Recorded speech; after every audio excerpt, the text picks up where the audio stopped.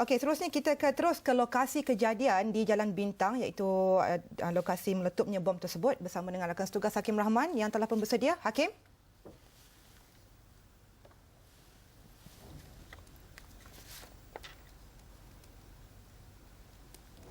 Hello Hakim. Senisa di studio ketika ini apa yang telah kita ketahui bahawa orang cedera dan mereka telah dibawa ke hospital dan mungkin ada yang berfikir kejadian ini yang berlaku pada pukul 4 pagi tadi telah pun selamat dan telah reda, tapi maklumat mengenai perkara itu dan saya pasti telah tersebar melalui laman sosial dan juga di media-media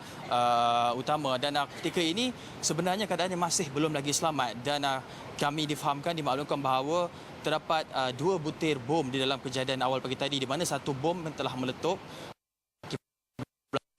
tapi satu sebutir lagi bom tidak meletup dan ketika ini jika anda boleh dapat lihat di belakang saya ini anda dapat saksikan terdapat sebuah truk tunda oleh Dewan Bandaraya Kuala Lumpur dan apa yang anda dapat lihat di paparan ketika ini adalah di mana truk penunda di BKL itu cuba untuk mengangkat ataupun mengalihkan kereta Toyota Camry berwarna putih di sebalik kereta Mazda berwarna kelabu yang anda dapat lihat ketika ini, di mana saya difahamkan pihak unit pemusnah bom Bukit Aman kami difahamkan bahawa mereka akan melihat keadaan bom itu terlebih dahulu bagi memastikan sama ada bom itu boleh dimusnahkan ataupun boleh dibawa ke tempat lain bagi memastikan keselamatan mereka yang berada di kawasan sekitar ini selamat dan terjamin. Dan kami difahamkan bahawa kalau anda dapat lihat individu yang memakai topi perisai ataupun keledar itu berbaju petak di sebalik truk tunda di BKL adalah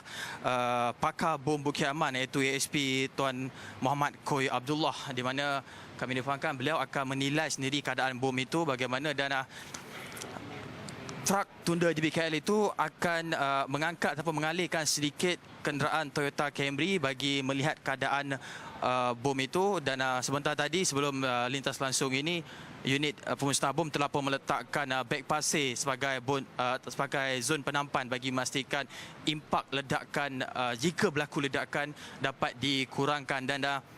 mungkin ada yang tertanya-tanya apakah jenis bahan letupan ataupun bom dan kami difahamkan kalau anda dapat recall ataupun mengingati kembali cerita-cerita ataupun filem-filem dalam filem mengenai peperangan,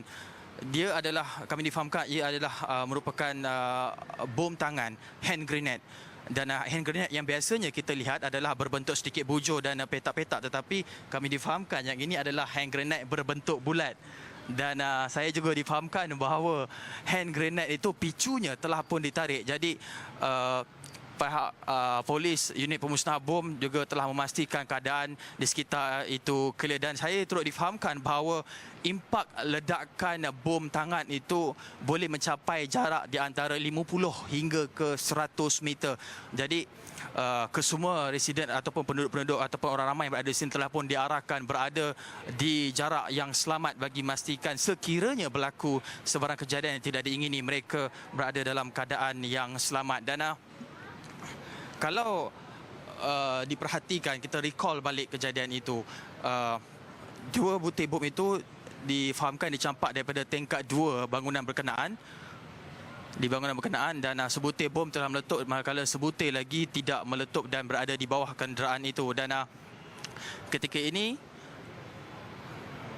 pihak berkuasa telah pun mengarahkan orang ramai untuk berada di luar daripada kawasan ini dan tidak berada untuk melihat kejadian ini dan mereka akan menilai keadaan sehinggalah mereka dapat memastikan keadaan selamat. Dan mungkin ada rakaman awal yang saya hantarkan sebentar tadi, unit pemusnah bom SOP-nya mereka akan alihkan kenderaan ini untuk menilai kerosakan ataupun menilai bagaimana keadaan bom tersebut dan kemudian sejenis robotik Tudor ataupun robotik pemusnah bom akan dihantar ke lokasi bom berkenaan iaitu di bawah kereta Toyota Camry yang seperti anda dapat lihat ketika ini